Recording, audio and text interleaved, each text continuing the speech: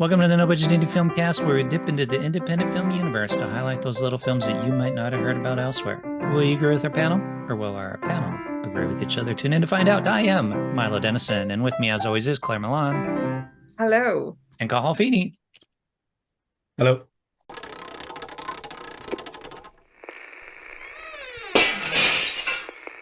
Okay, this week we watched a film called Stutterer by Benjamin Cleary. So he wrote and directed the film.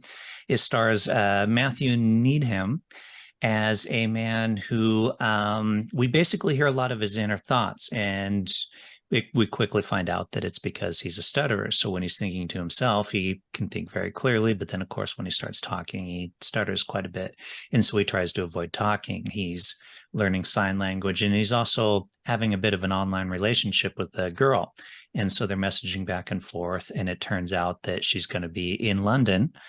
And so she basically suggests that they meet, and he's like, okay, but then now he's got to go through the dilemma of, does he meet her so that she can find out that he stutters, and will she have a problem with it when she does, that kind of stuff. We have a nice little moment with him and his father.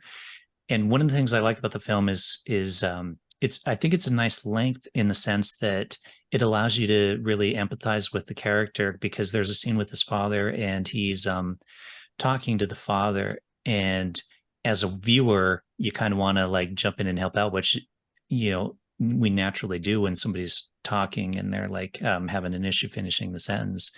And his father, having raised him, doesn't. He just sits there and lets him work his way through it, which is really just kind of a nice scene to see the support that the father gives to the son. It was nominated, or did it win? I think it won an Oscar for Best Short Film in 2016 for so there you go. That's the film. Yeah, it's quite interesting film because it's written and directed by an Irish guy. It's set in London, but around 4 or 5 years ago, I went to a talk with Benjamin Cleary, the writer director, and it was just really interesting. So I watched this film a few years back, but it was interesting to go back and actually see it again. And I do still love this film. I loved it for a number of reasons. The cinematography of it and the framing was just amazing. And the whole story, you're immediately engrossed in this man's story. And you know, it must be such a struggle to have a stutter. And even we saw his struggles, like ringing up on the telephone because he wants to pay a bill and trying to communicate with his father. It just really draws you in, pulls in your heartstrings, and it's just a beautiful story, beautifully told, about and it still makes me feel very emotional watching it. Very well acted, and you can see, I think did it win the Oscar, or did Yes, it? I'm it not sure if it won. won. It did win the Oscar, and Mhm. you can see why, because the Oscars, well, it's a very Oscar type film. It ticks all the boxes. But yeah, it was lovely to go back and watch it again after seeing it a few years back. So I think well deserved that it won the Oscar. Yeah. But like I said, Claire, I had seen it a few years ago, and I actually remember when he won the Oscar, and I think it said something along the lines of, "It's a great night to be Irish," So you're not going to get any criticism from me. um, but from what I remember when I watched it, one thing I was really impressed by, as you say, the cinematography, and Mm. I don't think my crappy laptop gave it justice. But it's a very nice story, um, and it does sort of highlight the struggles that not just people with stutters, but people with any kind of disability like that, sort of that they that the the struggles that they have in going through daily life, things that we take for granted. Um, and just a simple thing like, meeting somebody, and the the worry that would bring. Um, I thought the sound was very good as well. I just would be watching it. I kind of realize that. And especially near the end, he had this overlapping voiceover, which represented his maelstrom of his inner thoughts as he was just going to meet the woman. And yeah, like it was just a really good film and very, very Oscar worthy. Yeah, definitely, definitely. And you can feel his frustration because there's nothing like he doesn't have intellectual disability or anything. He's like really intelligent guy, and just the fact he has this disability, like not being able to get the words out. I think that showed that very well, and you just really empathize with him. And yeah, the scene with the father, it just breaks your heart. It's just yeah, and trying to communicate with the girl is just beautiful, absolutely beautifully made film. It was interesting because I'd never thought about this, that people with stutters, obviously they struggle to say what they want, and I never really thought about, like, I wonder if people with a stutter actually do learn sign language as a Yeah, compensation method to get around the fact that they have a hard time with the stutter. Like, it was an interesting thought to do that, because when you're signing, you're not stuttering. So it was interesting. Yeah, that was quite a humorous moment that time when the woman asked him for directions and he just gave the sign language, like, because he just didn't want to have trouble of having to speak. But Joe Biden is famously suffered from a stutter when he was yeah. younger. He trained himself to overcome it. So did So a lot of Emily, times, actually. No, Emily Blunt, the actress in Oppenheimer, yes, she had a stutter when she was younger. Hmm. So really, yeah, and that's acting helped her out. Yeah. There's loads of yeah, people who stutters. Like I suppose Gareth Gates in the X Factor is a well-known one because they can sing. Usually they can sing perfectly, but just when they okay, talk, they can't. Hmm. okay, It's interesting. and It makes me wonder, like, because they don't explain it in this film, if he did any like training, or if he what he did in the past to try to overcome the stutter, and why it didn't necessarily work for this particular person. yeah, it's in this film it's represented as being a very severe stutter. Mhm. So I presume that was done for dramatic effect as much as anything. One thing I did notice just rewatching it this, this time, I mean, I watched it and rewatched it again.